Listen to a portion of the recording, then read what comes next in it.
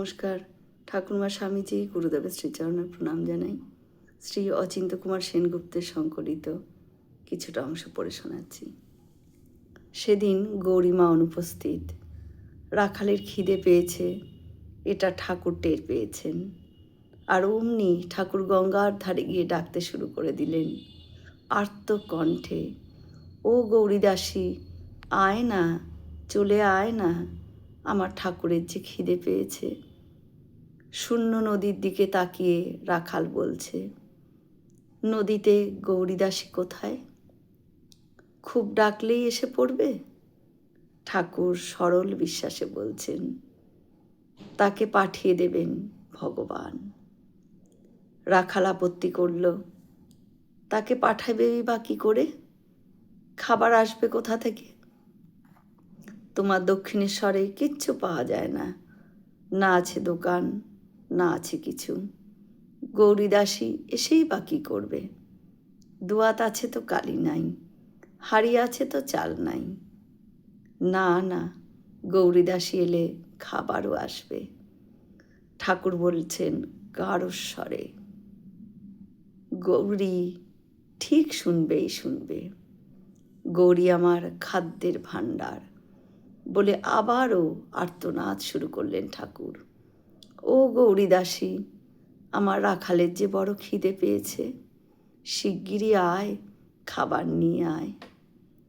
রাখাল তারস্বরে প্রতিবাদ করল, ছি ছি, খিদের কথা এমনি করে রাষ্ট্র করে কেউ?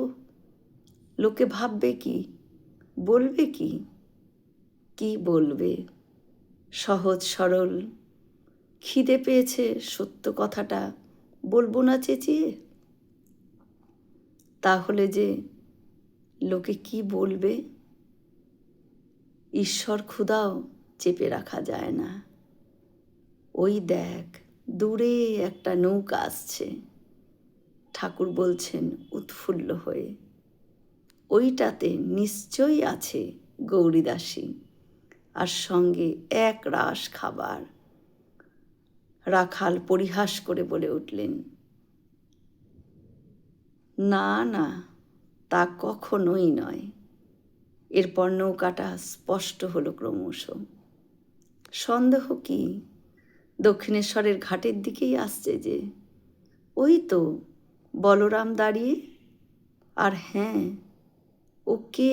ও কে ভেতরে বসে? সন্দেহ কি, গৌরীদাসী। আর তুই বলতে চাস গৌরীদাসী খালি হাতে এসেছে? বলছেন ঠাকুর। গৌরীমা এক গামলা রসগোল্লা নিয়ে নামলেন। এবার বল এলো কিনা গৌরীদাসী, খাবার নিয়ে এলো কিনা বল। ঠাকুর শিশুর মতন লোভানো চোখে তাকালেন রাখালের দিকে আর বলছেন, খা না খা, কটা খাবি খা। জয় শ্রী রামকৃষ্ণ। আমরা সকলে মিলে একসাথে বলি, জয় মহামাই কি জয়, জয় ভগবান শ্রী শ্রীরামকৃষ্ণদেব কি জয়, জয় স্বামীজি মহারাজজি কি জয়।